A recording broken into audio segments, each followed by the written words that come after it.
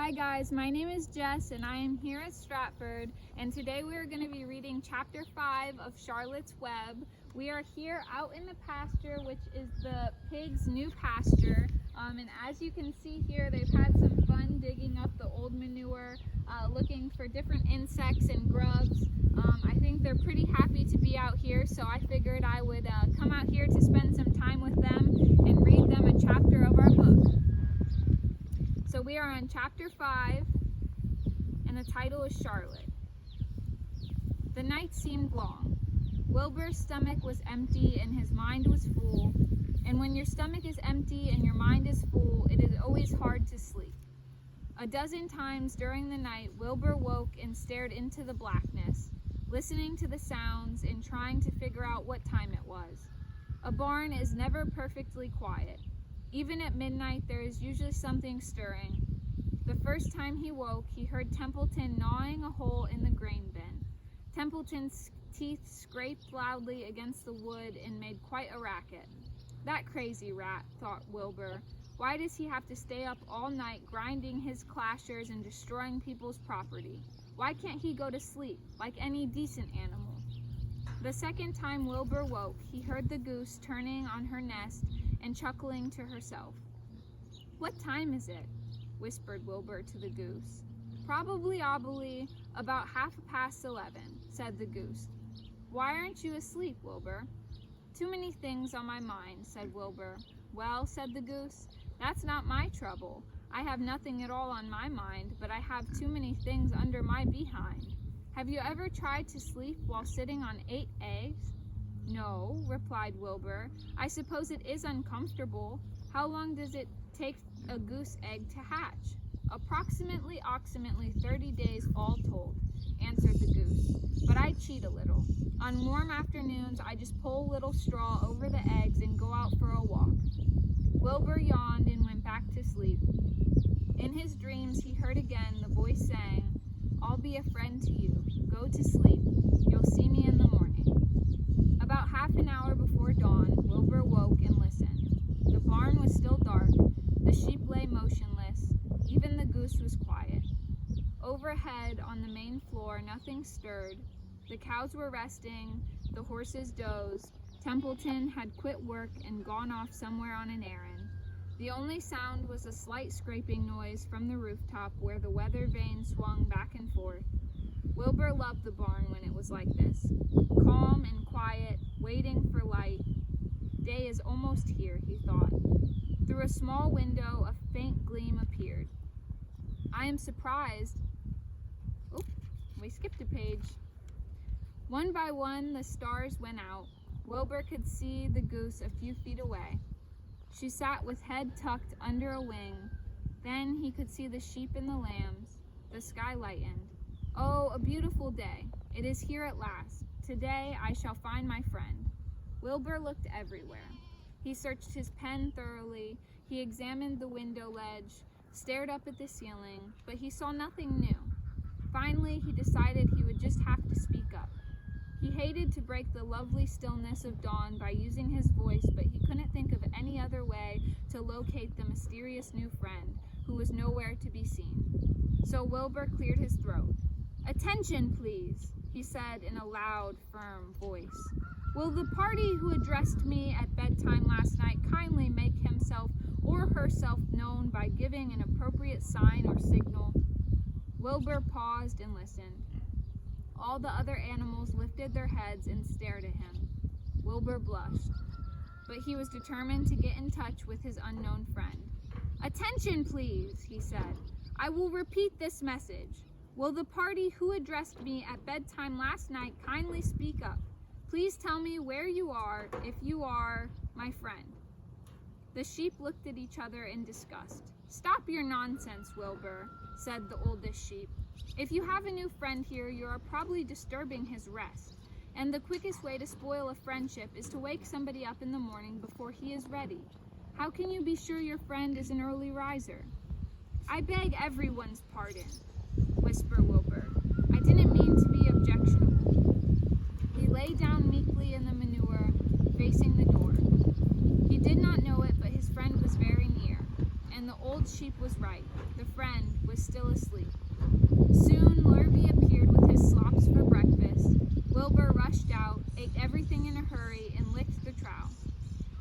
moved off down the lane, the gander waddled behind him, pulling the grass. And then, just as Wilbur was settling down for his morning nap, he heard again the thin voice that had addressed him the night before. "Salutations," said the voice. Wilbur jumped to his feet. "What?" he cried. "Salutations," repeated the voice. "What are they, and where are you?" screamed Wilbur. Please tell me where you are, and what are salutations?" "Salutations are greetings," said the voice. "When I say salutations, it's just my fancy way of saying hello or good morning. Actually, it's a silly expression, and I am surprised that I used it at all. As for my whereabouts, that's easy. Look up here in the corner of the doorway. Here I am. Look, I'm waving." At last, Wilbur saw the creature that had spoken to him in such a kindly way. Stretched across the upper part of the doorway was a big spider web, and hanging from the top of the web, head down, was a large gray spider. She was about the size of a gumdrop. She had 8 legs, and she was waving one of them at Wilbur in a friendly greeting. "See me now?" she asked. "Oh, yes, indeed," said Wilbur. "Yes, indeed. How are you? Good morning. Salutations. Very pleased to meet you. What is your name, please? May I have your name?" "My name," said the spider, "is Charlotte." "Charlotte what?" asked Wilbur eagerly. "Charlotte A. Kavtika. Just call me Charlotte." "I think you're beautiful," said Wilbur. "Well, I am pretty," replied Charlotte. "There's no denying that. Almost all spiders are rather nice looking. I'm not as flashy as some, but I'll do. I wish I could see you, Wilbur, as clearly as you can see me." "Why can't you?" asked the pig. "I'm right here."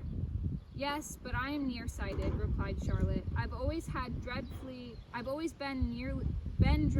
nearsighted. It's good in some ways, not so good in others. Watch me wrap up this fly." A fly that had been crawling along Wilbur's trail had flown up and blundered into the lower part of Charlotte's web and was tangled in the sticky threads. The fly was beating its wings furiously, trying to break loose and free itself.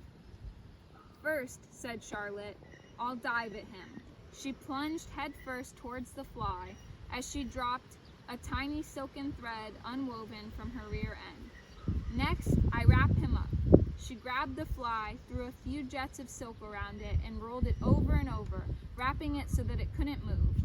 Wilbur watched in horror. He could hardly believe what he was seeing, and although he detested flies, he was sorry for this one. "There," said Charlotte. "Now I'll knock him out so he'll be more comfortable." She bit the fly. "He can't feel a thing now," she remarked. "He'll make a perfect breakfast for me." "You mean you eat flies?" gasped Wilbur. "Certainly.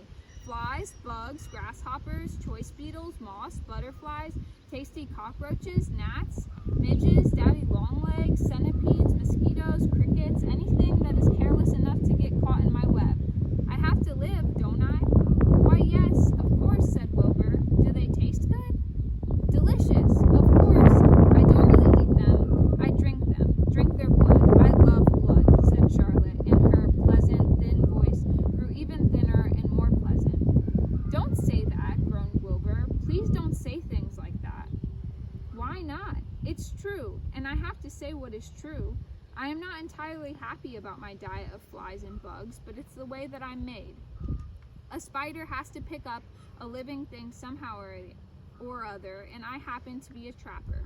I just naturally build my web and trap flies and other insects. My mother was a trapper before me. Her mother was a trapper before her. All of our family have been trappers. Way back for thousands and thousands of years, we spiders have been laying for flies and bugs." "It's miserable inheritance," said Wilbur gloomingly. He was sad because his new friend was so bloodthirsty. "Yes, it is," agreed Charlotte, "but I can't help it. I don't know how the first spider in the early days of the world happened to think up this fancy idea of spinning a web, but she did, and it was clever of her too. And since then, all of us spiders have had to work the same trick. It's not a bad pitch on the whole." "It's cruel," replied Wilbur, who did not intend to be argued out of his position. who did not intend to be argued out of his position. "Well, you can't talk," said Charlotte. "You have your meals brought to you in a pail. Nobody feeds me. I have to get my own living. I live by my wits. I have to be sharp and clever, lest I go hungry. I have to think things out, catch what I can, take what comes, and it just so happens, my friend, that what comes is flies and insects and bugs. And furthermore," said Charlotte, shaking one of her legs, "do you realize that if I didn't catch bugs and eat them, bugs would increase and multiply and get so numerous that they would destroy the earth, wipe everything out?" "Really?" said Wilbur. "I wouldn't want that to happen. Perhaps your web is a good thing after all." The goose had been listening to this conversation, chuckling to herself. "There are a lot of things Wilbur doesn't know about life," she thought. "He's really a very innocent little pig. He doesn't even know what's going to happen to him around Christmas time. He has no idea that Mr. Zuckerman and Lurvy are plotting to kill him." And the goose raised herself a bit and poked her eggs a little further under her so that they would receive the full heat from her warm body and soft feathers. Charlotte stood quietly over the fly, preparing to eat it. Wilbur lay down and closed his eyes. He was tired from his wakeful night and from the excitement of meeting someone for the first time. A breeze brought him the smell of clover, the sweet-smelling world beyond his fence. "Well," he thought, "I've got a new friend, all right, but what a gamble friendship is. Charlotte is fierce, brutal, scheming, bloodthirsty, everything I don't like. How can I learn to like her, even though she is pretty and, of course, clever?" Wilbur was merely suffering the doubts and fears that often go with finding a new friend. In good time, he was to discover that he was mistaken about Charlotte. Underneath her rather bold and cruel exterior, she had a kind heart, and she was to prove loyal and true to the very end. And that is the end of chapter 5, and I think that we are planning to read